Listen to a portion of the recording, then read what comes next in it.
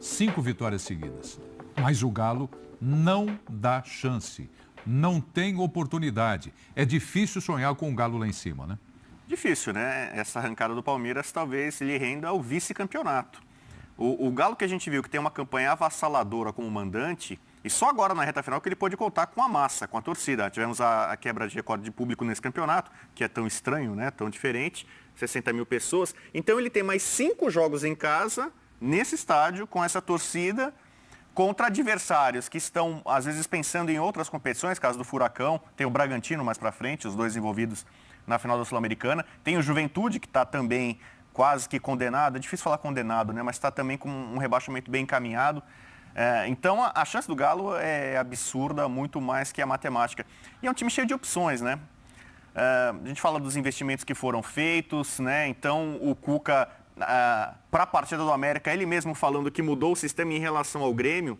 E olha a resposta que esse time dá. Depois do tão esperado confronto direto com o Flamengo, o que ele faz? Ele ganha os 2 jogos dele. O Flamengo, já exposto à maratona, já perdeu o ponto contra o Atlético Paranaense. Então a tendência é essa ainda. Eu acho essa vantagem que tem, possivelmente ela vai ser maior até na reta final. E é indiscutível, né? Mesmo na Libertadores, a defesa do Galo é impressionante, o que o Everson tem feito. E o Everson é o último estágio da defesa do Galo. É o melhor time do Brasil na temporada, embora não vá ficar com o título da Libertadores, sempre isso é discutível, mas pelas variações, pelo tipo de jogo, né? O Diego Costa, que participou pouco relativamente da campanha, porque chegou mais tarde, porque se lesionou, ele tem participação no lance do gol, mesmo o Hulk em alguns momentos oscilando um pouquinho para baixo, e talvez seja ainda o cara do campeonato, o craque do campeonato, você tem um Arana, jogador de seleção, para chegar a aparecer e resolver. Então é um time com muitas soluções e conseguiu vencer o América, que não é fácil. O América tem um bom sistema defensivo já da época do Mancini. Segundo turno do América é espetacular. E foi vice-campeão mineiro sem perder para o Galo. Né? Você vê até a evolução do Cuca. Na época ele teve dificuldade no Mineiro para dobrar esse América, hoje ele vence também com merecimento. Ô Bertozzi, o Cuca está se tornando o técnico mais importante da história do Galo ou não? Bom, se a gente considerar os títulos do Atlético e esse ele está com excelentes chances de conquistar, ele tem o maior título internacional da história do clube e ele conquistaria o mesmo título que Tele Santana conquistou em 71, o Campeonato Brasileiro. Então, se você pesar apenas as conquistas, e eu não acho que seja necessariamente isso só a pesar, o Atlético tem grandes técnicos na sua história que talvez não tenham títulos tão importantes. Eu posso citar o caso do Levir Coupe, por exemplo, que eu acho que é um cara super importante também na história do Atlético, ganhou uma Copa do Brasil, mas normalmente fez bons trabalhos nas passagens que ele teve. Se eu voltar mais no tempo, posso lembrar de Barbatana, posso lembrar de muitos técnicos realmente importantes da história do clube. É que tem a Libertadores da América também, né, Léo? Competir. Exato. Então, se você olhar só para os títulos, fica difícil competir só com alguém que teria um brasileiro e uma Libertadores, podendo ter ainda uma Copa do Brasil para coroar aí o que seria a maior, aí sim, na minha opinião, a maior temporada da história do clube.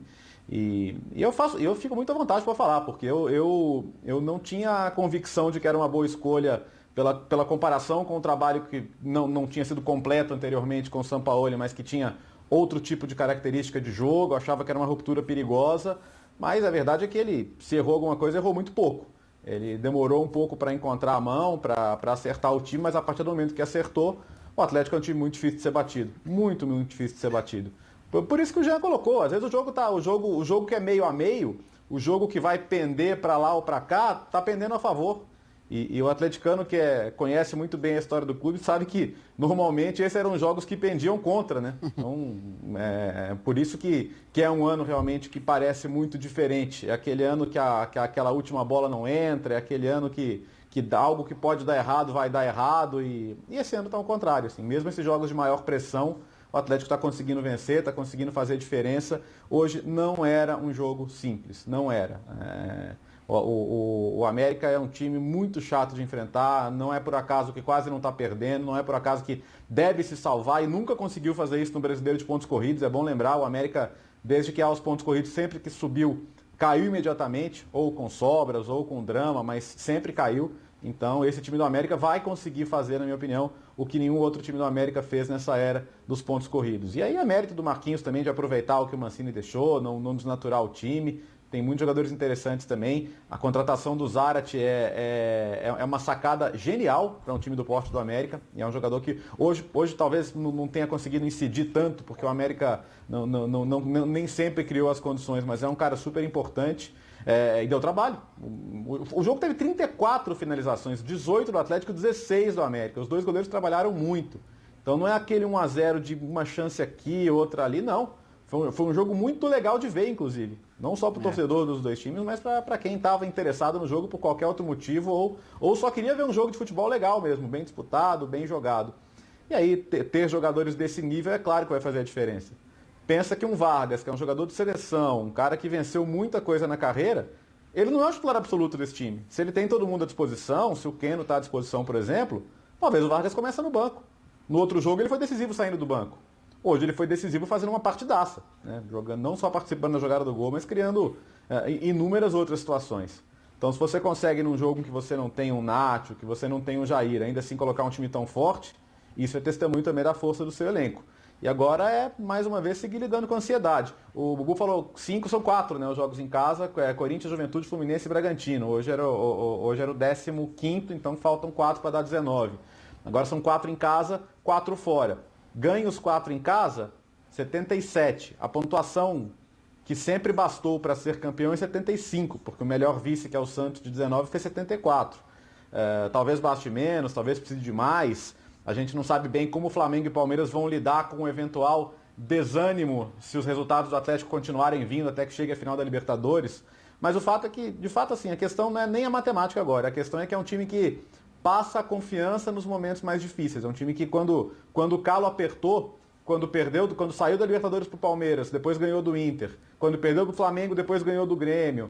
Quando se viu em desvantagem em alguns jogos em casa, com um jogo contra o Santos, quando ficou atrás no segundo tempo, ainda conseguiu dar a volta no placar. Então, esse não é um time que se abala muito com a adversidade. Então, acho que esse é um time que merece plenamente a posição em que ele se encontra. Começaram as contas. Essa data do Linha eu vou marcar aqui. Dia 7 de novembro, começaram a fazer as contas. Quando começam as contas... Qual é o jogo do título? O Léo pegou aí, o Léo pegou a tabela aí. Qual que é o jogo do título? O jogo do título ainda está difícil, né? Mas eu acho importante, em relação às contas, destacar aquilo que você estava falando, Prieto. Essas vitórias que o Atlético conseguiu, né, a duras penas, contra adversários que jogaram às vezes até melhor do que ele, elas foram, nesse campeonato, elas têm sido essenciais. Porque eu me lembro que nesse campeonato a gente chegou um momento, isso não faz muito tempo, deve fazer o quê? Um mês e meio, que a gente começou a falar, será que esse campeonato vai virar o que foi o brasileiro do ano passado, em que Internacional ninguém quer, mas sabe aquela coisa que ninguém quer? Isso. Todo mundo perde aqui, todo mundo perde ali, vai desperdiçando pontos, aquele campeonato parece que ninguém quer ser campeão. Na verdade, esses pontos que o Atlético conquistou foram essenciais. Você citou o Palmeiras ganhando 5 jogos seguidos. Isso significa 15 pontos. Mas não chega. Então, assim, 15 pontos, se você tropeça, né, 2, 3 vezes, você perde a liderança. Então, é importante ressaltar o quanto essas vitórias do Atlético, ainda que com a dificuldade que foi, elas foram essenciais, porque, e mesmo o Flamengo, que tudo bem, né, ainda sofre muitas críticas por algumas partidas, por como joga, por como poderia jogar melhor, mas também naquele jogo que poderia sacramentar o título do Atlético e o Flamengo fora da disputa, o Flamengo foi lá e venceu no Maracanã.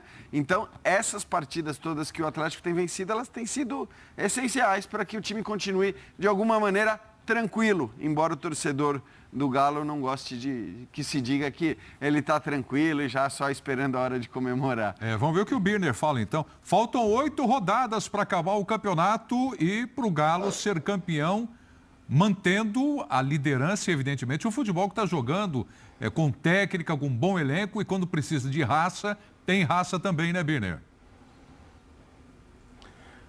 Primeiro, o futebol do Atlético é o mais consistente. Só isso já seria o suficiente, até se o time tivesse uma vantagem menor, para colocá-lo na condição de principal candidato.